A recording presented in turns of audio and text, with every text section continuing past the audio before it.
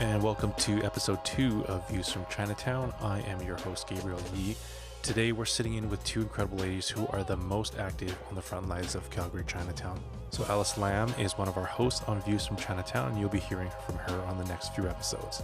She's known as the Connection Queen in Calgary and is very well known for her extensive volunteer work in a number of communities. She's also a board member of the I Love YYC Chinatown Society.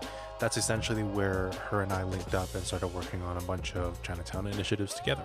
Su Ying Strang is the executive director of the New Gallery, and we'll be hearing from her as well. The New Gallery is an artist-run center right here in the heart of Chinatown.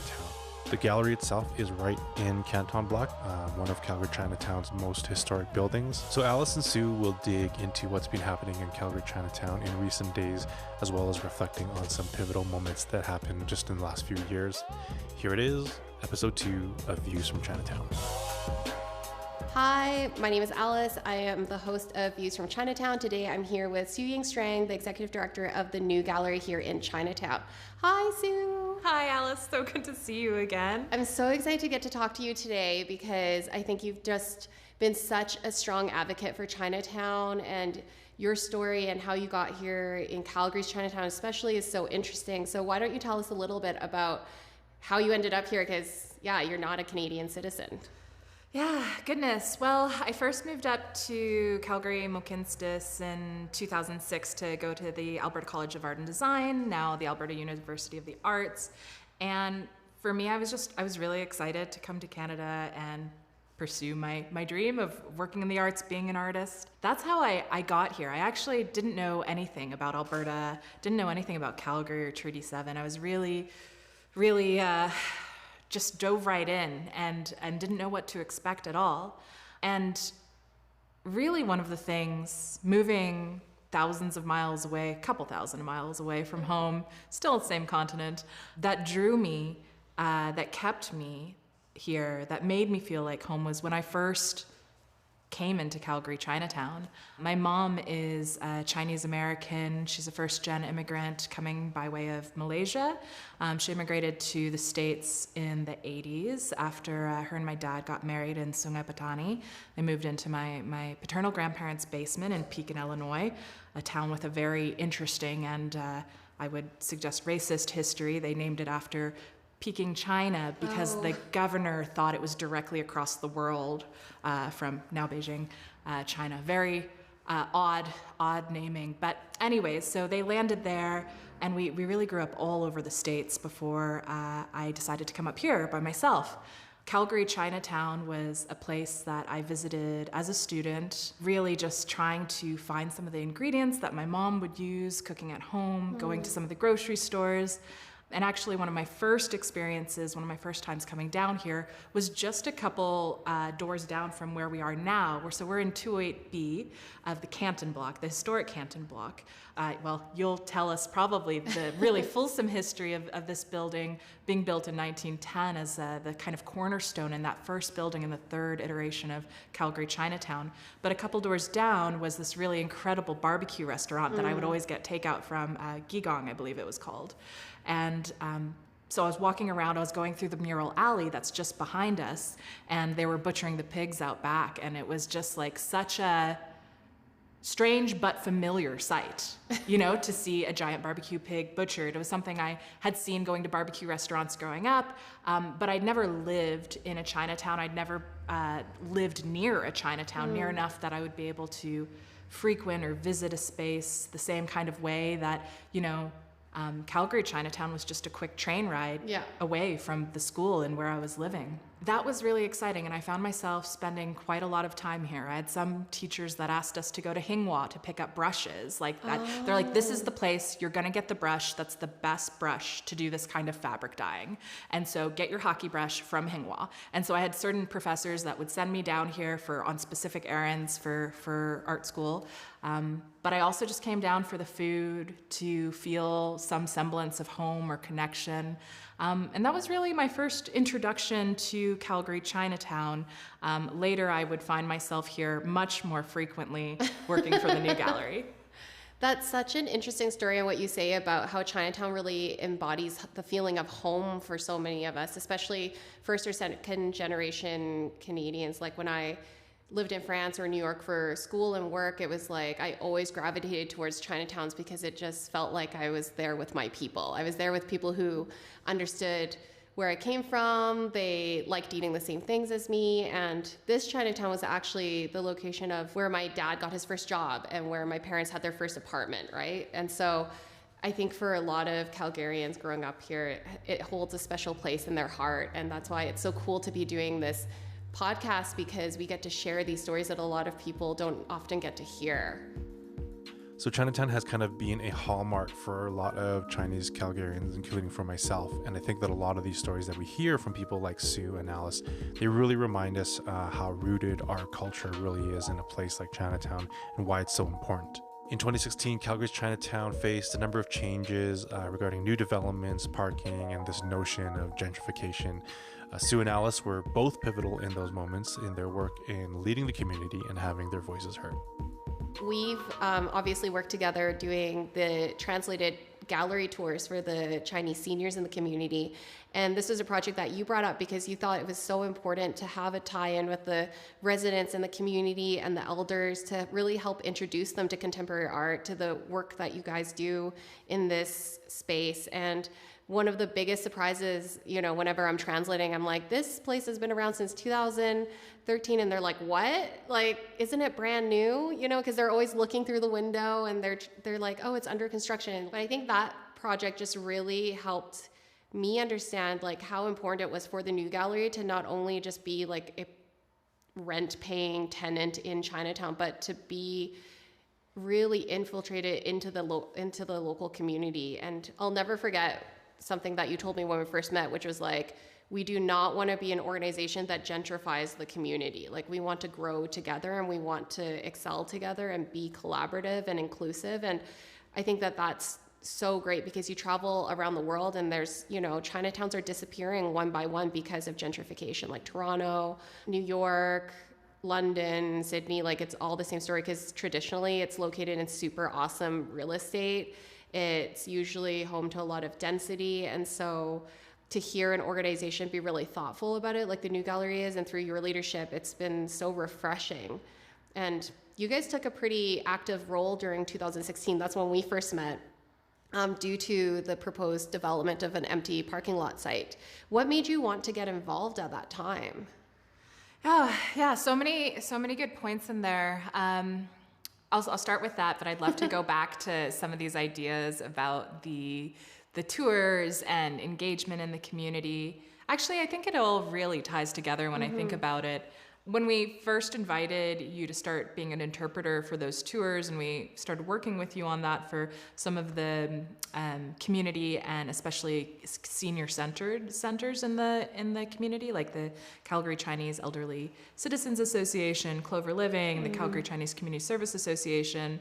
For us, it was important that if we were taking up space in this community, that the space was accessible by the community, that the community felt welcome in the space, that there were programs specifically serving this community. I think it's really important to be able to be responsible, and relevant to your local community. And, you know, I think we have a range of experience with the folks that come in. Some of the folks that have been on our tours are artists themselves. Some have an interest in contemporary art. Some have never engaged in contemporary art.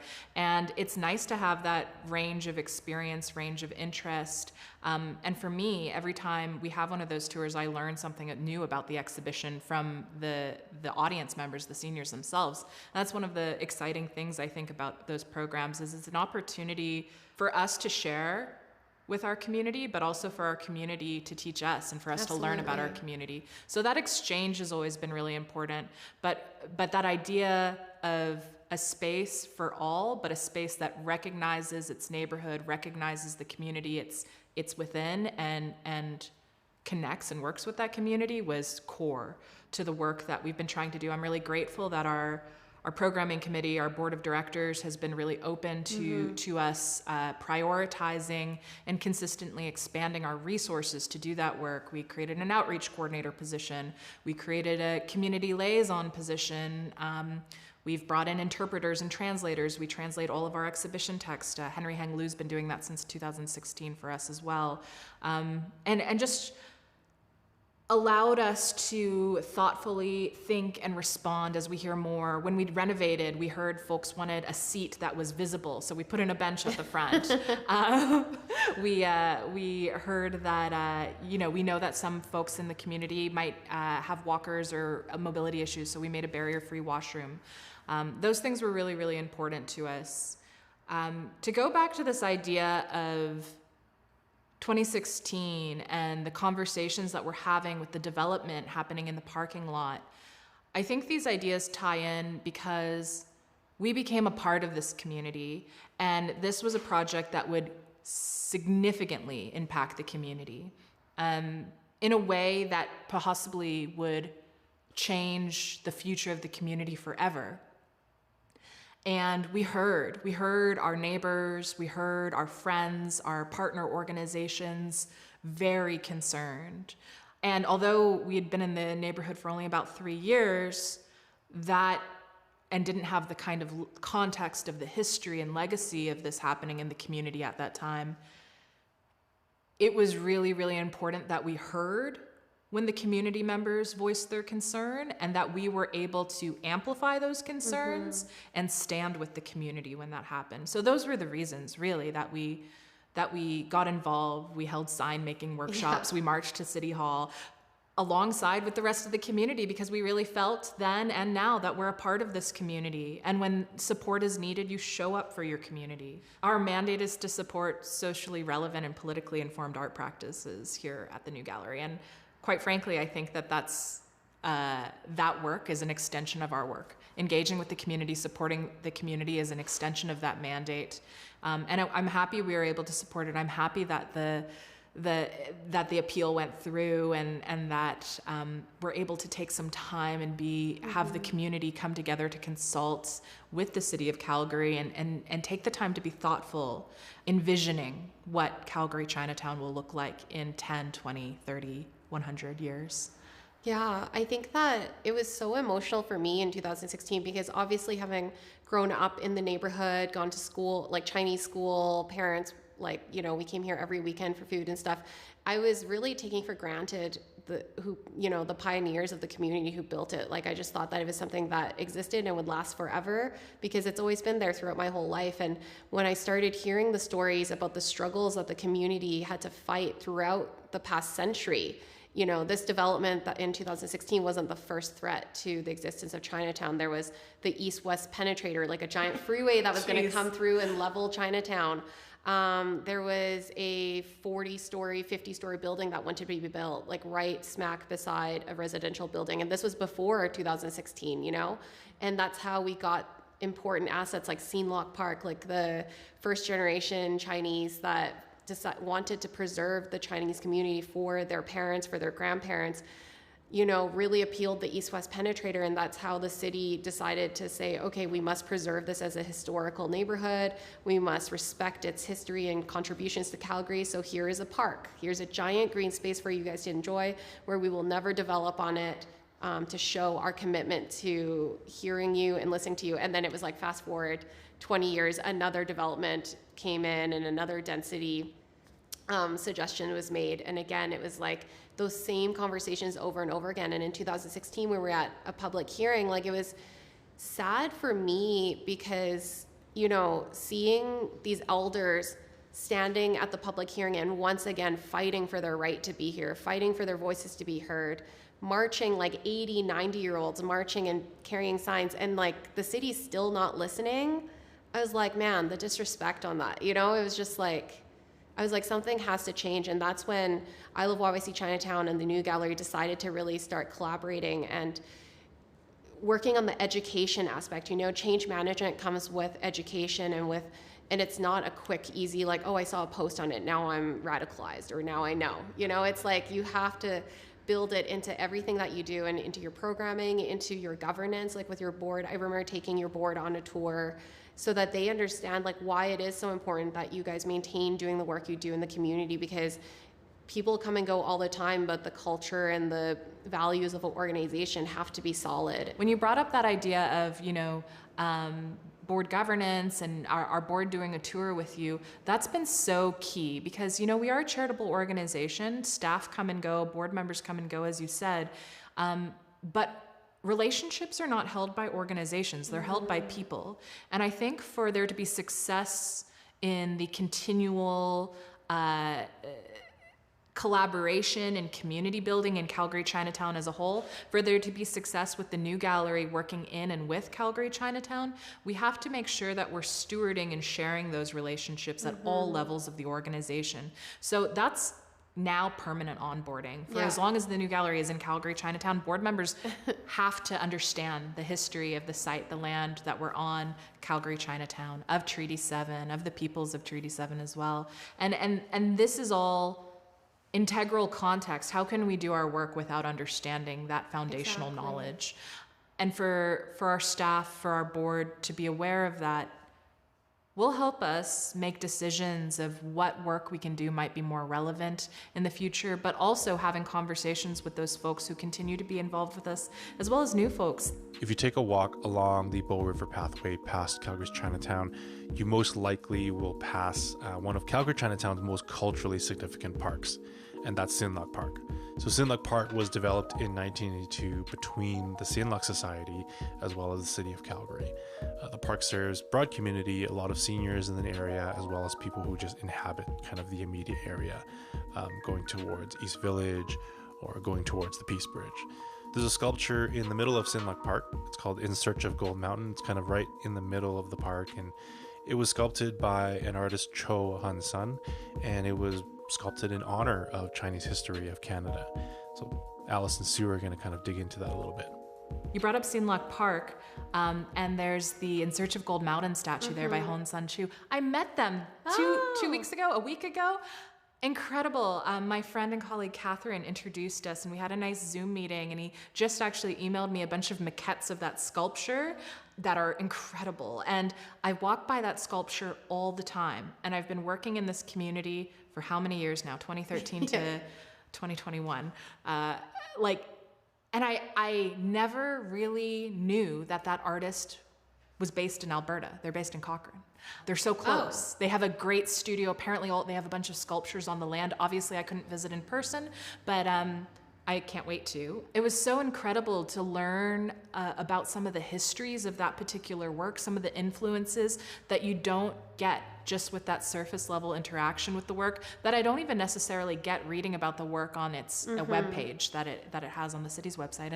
And that was exciting to me that, after all these years, I'm still learning something new about something I've seen every day or almost every day for many, many years.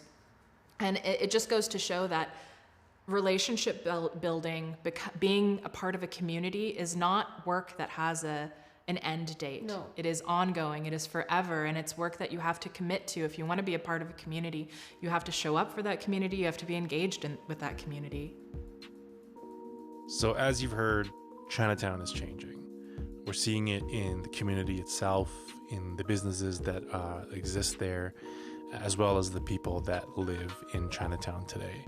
So with change, obviously, there's friction, and friction usually comes from new ideas or new concepts, or usually I feel like a lot of times come from just trying to understand something that is very different than what we've been taught or what we've known. So Alice and Sue kind of talk about how, as a community, Chinatown had a responsibility and has a responsibility and a duty in many ways to play in broader issues, things like Black Lives Matter, LGBTQ+, and Indigenous issues. And in 2020, we saw some of those issues kind of come to light in Chinatown.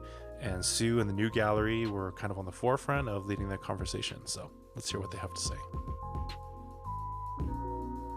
So earlier we were grabbing coffee at Muse Cafe downstairs, where they have like the best buns, and I loved how it was Peter and his sister Dorothy and his mom just retired from oil and gas and decided to start this cafe downstairs where it revitalized this former bakery in Chinatown. I don't know if you ever saw it, Jing Jing. It was this bakery that you walked by and you could smell the smells, and you'd look into the window downstairs and you would see like the fresh buns, and it was like a bustling place. Like we would go there and get buns before Chinese school and all of that.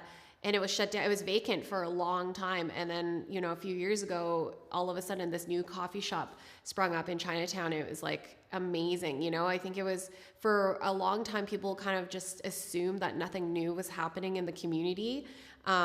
Or they assume that Chinatown's like empty or dead, just because they associate number of people out on the street with actual life in the buildings. And I think one of the most important things that we see on the tours is that behind every building, like being a winter city, a lot of the programming happens behind closed doors on second, third levels, like they would in Hong Kong or Japan, you know, where it's like the whole building is utilized. So whenever we took like your board members on tours, everyone's always like shocked to see like, oh, there's a whole association here where seniors are like playing mahjong, singing karaoke, reading newspaper, doing fundraisers, doing whatever. Like there's a whole life behind these doors. And it's been so fun to show that to people, because it totally changes their perception of Chinatown being just like a place with restaurants.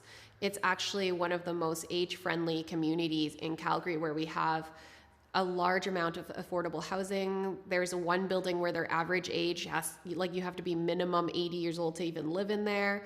And then we also have supportive living, like language appropriate, affordable housing. And so I always say like Chinatown should get better at bragging about how like amazing this community has been planned, because it didn't just happen. Like it took volunteers like me and you to say, you know, what is important for our community and for our elders is affordable housing. And so let's lobby the government, let's secure land, let's build these buildings and make sure that it's subsidized housing so that people can afford to stay in the community, go access services, medical services, shopping, or whatever it is, and still live a sustainable life. And I think it's really worked. Like it's a vibrant and fun community that people are aging super well in. And one thing that Peter was saying about Chinatown was, he's like, you know, Chinatown is changing. And I could tell that he really wanted to have like a further conversation about it, but obviously we don't have time. But I wanted to really hear from you, Sue. Like, what do you see in Chinatown? Like, even in the past few years, there's been more businesses opening up, younger generation of businesses, new galleries role, you know, especially in the past year with like BLM movements and things like that, and a greater lens on anti-Asian racism that's occurring all over the world. Like, you guys have taken a more proactive and more vocal role. And so where do you see the new gallery fitting in the future? Yeah, that's a great question, and a lot of really incredible context and insight to the different folks involved and things that have been happening. Goodness. Yeah, I mean, I truly, where else can you go in a downtown like this city and find independent grocery stores and pharmacies and hair salons, all within one block of one another. Mm-hmm. Find, community, not just one community center, several community centers. That's been always really, really of interest and exciting to me, that these small businesses have also been able to thrive. I think quite symbiotically with the community centers and the residential spaces. They've really worked in tandem with one another and grown with one another. There is a lot of change. I absolutely have seen tons of new businesses that have popped up by that younger generation. I've chatted with some folks, and a lot of times these folks have grown up in the restaurant industry. Their families have run restaurants either in Chinatowns or elsewhere, and they've been interested in doing that in part, but also doing something that represents their interest. Also the hybridity of their identities, you know, a lot of second, third gen folks have a different experience than their parents or their grandparents, and want to share that through the work that they do, through the businesses that they make. And so we see a lot of things that are bringing in fusions of cultures to kind of reflect that hybridity of folks' identities. Things like Sweet Tooth for sure, Uzu Taiyaki, and Fatty Burgers. Yeah. Those are both Tommy's.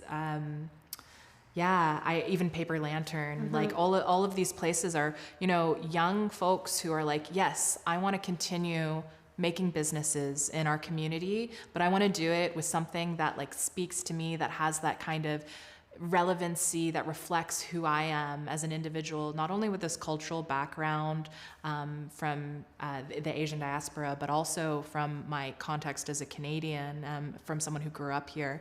And that's been really exciting to see. As someone who's mixed race, I often feel like I also have I guess I had a lot of anxiety being in a place like Calgary Chinatown, realizing it was really the first place where I was surrounded predominantly by other people of color. Yeah. It was kind of a first for me in my life. I grew up in a fairly racially homogenous suburbs of the southern states, and was usually one of very few POCs in my communities. And being in Calgary Chinatown was, I didn't really realize it at first. It took me a couple of years to kind of understand the difference. And when I first had anxiety. I think because I don't speak the language. I don't speak Mandarin, Cantonese, Taiwanese, any of the dialects. And also I don't have familial roots here. I am a newcomer. Not having that connection or to be able to connect with community was really, really challenging. But it was folks like you who really opened up the doors and made me feel less, I think, concerned that I didn't have some of the language skills, that I didn't have the family history, that I could still be a part of this community, that I could still engage and connect with the community. This is a really roundabout way to answer your question regarding this idea of anti-racism work in the community. I think that communities of color have a responsibility to support other communities of color. It's so integral. The Black Lives Matter movement, we have to recognize our privilege. We have to recognize the myth of the model minority. We have to recognize racism within our own communities and support others so that we can all thrive and do better. There's an opportunity for us to collaborate and welcome folks in. And one of our artists we're working with, Annie Wong, for the Calgary Chinatown Artist Residency project that we're doing right now, she talks a lot about this idea of cultural safety that she discussed with the artist Jay Sterling, who did the Guide and Protector mural on the old Friendship Center site, just on 2nd Ave. And quotes in this publication she was working on, in the interview she had with Jay, this idea of how he felt at home and safe in Calgary Chinatown. I think that that's a feeling we need to strive for all community members to feel welcome here. I think Chinese Canadians, Chinese Calgarians are lucky to have a place like Calgary Chinatown, a place to come be with, families, friends, visit, the cultural center, have a place for their elders to connect and have fun at the Elderly Citizens Association. We're lucky to have that, and I think that it's important that we share and celebrate it. For the new gallery, I really feel our role is to be able to talk about some of these key issues through the arts, talk about some of these things that can be quite divisive, but bring people together in dialogue through our arts programming. And I think that that's what the mural does as well. Like, we didn't program that mural, that was done by Pink Flamingo, but that mural had folks talking about Black Lives Matter in Calgary Chinatown. It had folks talking about anti-Blackness in Chinese communities and what we need to do to address that, what we need to do to challenge that, because it's all of that is just in support of white supremacy. If we don't challenge those notions, we're just feeding into that cycle, into that structure. For our mandate working with the arts, I'm just really excited about how the arts are a way that folks can connect about these issues, because they can be challenging to talk about. Especially, we have often a culture where it's sometimes difficult to bring different or new ideas to our elders. There's, that kind of cultural generational difference. And to do that respectfully, I think there's a lot of room for that. But we have to start having these conversations. Absolutely. There's a lot of conversation around Chinatown today about mentorship, leadership, and the movement in kind of reclaiming our space in Chinatown and finding our identity again in the culture that is significant to us. And so Alice and Sue kind of talk about, what does this next change look like? Who are the people that are going to be leading that change? And in the midst of all of this change is this rise in anti-Asian sentiment that we've seen during the pandemic. And Alice and Sue will talk about that and kind of reflect on their own opinions and their own feelings about those things. I think it's just like everything that you say just hits the nail on the head, especially with regards to the peer mentorship part. Like when you think about two groups of people coming from completely different backgrounds, somebody has to give, and there's this power struggle in our society of who's the decision makers in the room, who sits at the table, who gets to decide what is right and what is wrong. And I think that being able to unpack that and have people come together and be like, this is a safe space, like you said, cultural safety.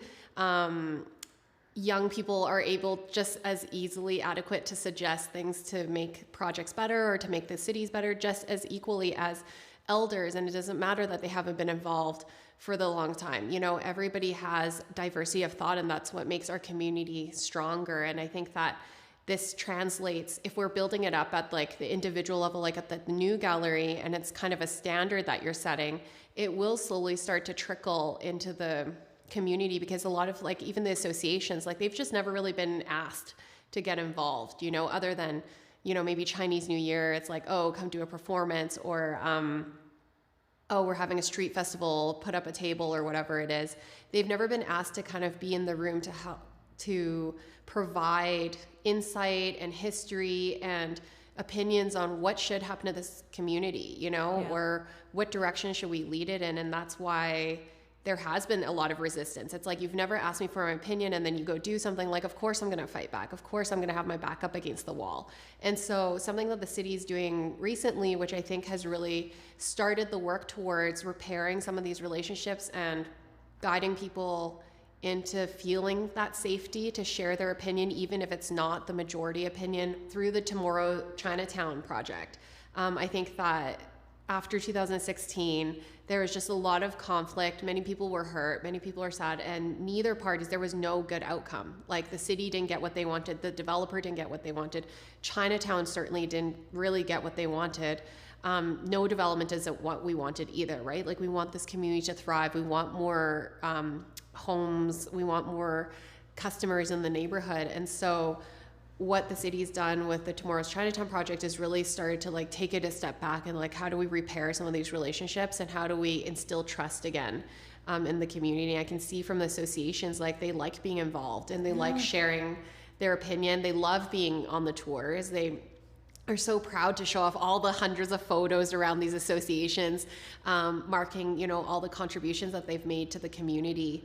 And I really just want to thank you, Sue, for your leadership and for how loyal you are to the cause, I guess. Like, you really want to see it happen, not for yourself, not for the selfish gains of the new gallery, but really because you actually care about this community. Like, you want it to survive and you want it to be preserved and developed in a way that the community who built it wants to see it built. And I think that's really important. Don't discount what others have done already, in terms of activating. Like, I don't know any buildings in the downtown that are as activated as Chinatown buildings are on the second and third floors, right? I'm so grateful that we were able to meet in such like a tumultuous time, but I think that it really helped to find people that looked like me in my age group actually doing similar things. Like, I think what you talked about, like the diaspora, a lot of folks, their parents came here fleeing, like my parents were fleeing the Vietnam War, they were refugees here. They totally were a part of this model minority myth where it's like, okay, I see people like Indigenous communities or Black folks getting treated poorly, I have to get as close to whiteness as possible, just for self-preservation. And so they bought into the model minority myth. And when it came to things like the Black Lives Matters with police brutality, they, like, when I talked to my parents, it wasn't that they didn't care. They were just like, oh, it's not my thing to care about, Like, I'm watching Chinese news, I'm watching Hong Kong news. And I had to explain to them, like, it doesn't matter that you think that you have the right job and you live in the right neighborhood and you drive the right car and you go to the right church. Like, that doesn't matter, because racists exist and they are uneducated, and their whole school of thought is totally irrational. Like, you cannot debate somebody into not performing a hate crime on you. Like, they've made their decision. And I don't know if you remember, but in Vancouver, there was the Asian woman who was brutally attacked by the police officer, like dragged down the hallway. And it was when they saw that video on the news that they were like, oh, they really don't care. Like, it doesn't matter what I look like or what ethnicity I am. There's no hierarchy of like which one's better. Like, you know, racists are just gonna perform hate crimes and against anybody. And that was at the beginning of the pandemic. And since then, we've seen even worse atrocities across North America. And I'm starting to see more folks like of our parents' generation starting to speak up about it, which is amazing. Like, there's some videos that have been filmed about why it's important. But it's like teaching a generation of folks who have really just been like taught to keep your head down, do your job, work hard, say yes to everything, don't stick out. You know, that's the best way for preservation, because when you stick out, that's when you cause trouble. And I think that what we're showing now, like our generation, is that it's okay to speak up. It's your right to speak up. You've contributed to this community just as much as anybody else, if not more. And your voice should be heard and it should be respected. Yeah, it's been a really scary year. I know I'm worried for my mom, who lives in a very white suburb. I'm worried for my brother and sister. I feel less worried for myself, maybe because I'm either at home or in Calgary Chinatown. This like entire year, I felt like I've been in two safe spaces. But yeah, it's been astonishing and frustrating and so heartbreaking, the loss that has happened over the past year. The hatred that so many folks have had to endure. And I've been really grateful for folks like you who have been organizing things like either your flower, your bouquets that are going to, you know, seniors who are isolated, many of those who might be seeing a lot of hatred online. And just to have a simple, nice gesture of kindness is so helpful. The project that you and Gabe are working on with walks in Chinatown, just showing up and being present in the community, I think that that's one of the most important things that we can do, is to show up and say, we're here, this is our community, we protect one another, we're here for you if you need to walk with someone to the bus stop, to wait at the bus stop, if you need to walk back to your apartment or to the grocery store. And just show folks that, you know, show the white supremacists that we're not scared, we're here for our community. It's been really incredible to see people across North America show up for their communities in that way.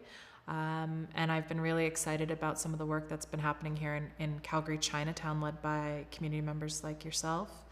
I know that there's other groups like more national scope who are doing work, especially now that we've hit Asian Heritage Month.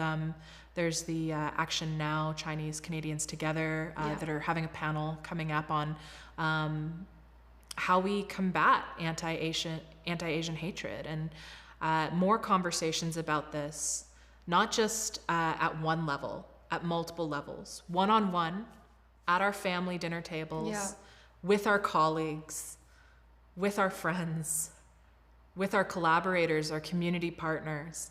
This is how we combat hatred. This is how we combat racism, is addressing it, is naming it, saying it out loud again and again and again, and saying we won't stand for it. And what you were saying about some of our elders, some of our parents, folks who historically have had their heads down and just tried to do what they thought they needed to do and not make a scene, stay out of the way, perpetuate that model minority myth. It's really, really inspiring to see folks build up that courage to stand with their community members and to name racism and white supremacy when they see it. And to say that they don't stand for it. Absolutely.